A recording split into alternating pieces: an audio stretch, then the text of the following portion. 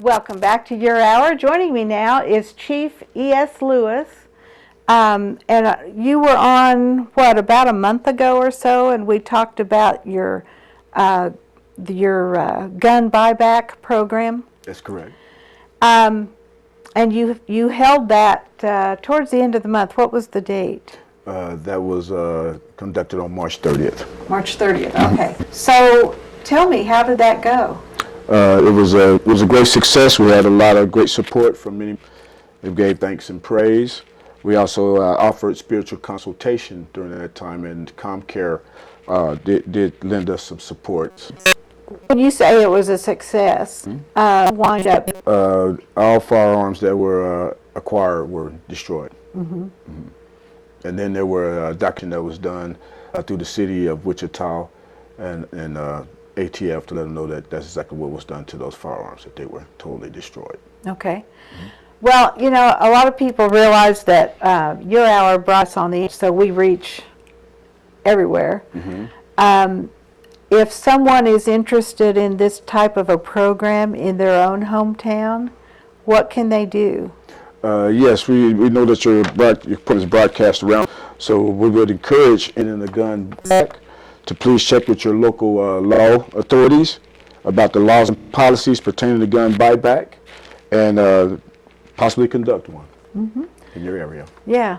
Now, the difference between turning the guns into the police department or actually doing a gun buyback where the guns are destroyed, the police department doesn't necessarily destroy the guns. They usually resell them. Yes, that's correct. If the law enforcement, they have a policy that they put them back in circulation.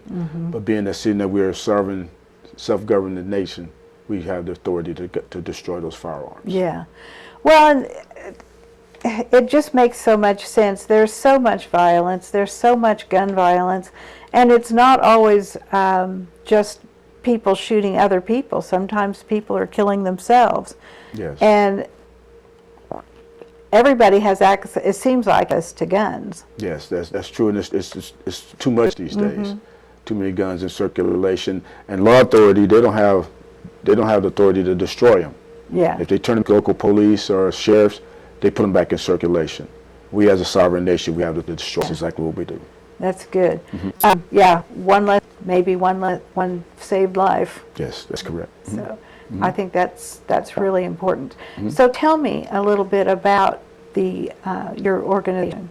Well, we're the Holy Kingdom of Judah, and what's going on is what we're doing is we like what real action looks like. This is what real action is like in a growing tribal and local community. And so we're actually all-inclusive, so anyone can join. Our main thing is community safety and unity. Right. I think that's really important. The gun buyback program, was this one the first time that you had done it? Yes, that was our first one, and it was an unprecedented historical demonstration of structure, responsibility, and tribal leadership in motion. Restoration is action, not rhetoric. And on that day, the Holy Kingdom of Judah conducted a voluntary, no question asked, firearm buyback and destruction. Firearms were received, documented, and destroyed through a disciplined and orderly process. The event was witnessed, notarized, and formally filed with the city of Wichita and the ATF without challenge. Oh, when you destroy those guns, then the record, all guns have a kind of a serial number, right? Correct. Okay, so that particular gun with such and such a serial number has been... Correct. It was filed with the city of Wichita Yeah. and actually filed through the ATF.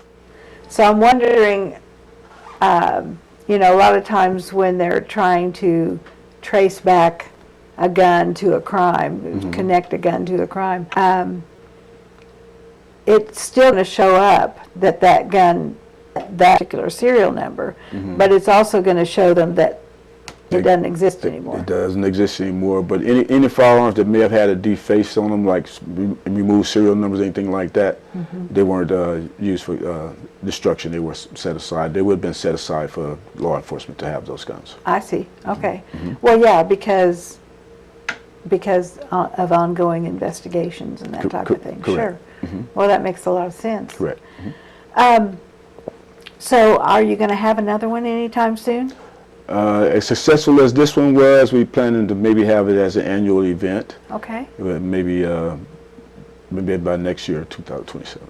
Okay. And you'll be sure and let me know. We can help you get the word out. We'll definitely let you guys know, because we appreciate everything that you're doing for us. We appreciate it. It's our. To me, it's not just our pleasure; it's our responsibility, because we're local, and we like to promote local type things, especially when they are in service to the public. Yes, and speaking of responsibility, we have a responsibility to the safety and to also the unity in our communities. Absolutely. Yes. Yeah, there's just way too much gun violence, and I know a lot of people that are inclined towards that are probably not going to let go of their guns. But for those that you can obtain and destroy, it's that much more helpful. Absolutely. Well, Chief, thanks for joining us today. It was a real pleasure having you here.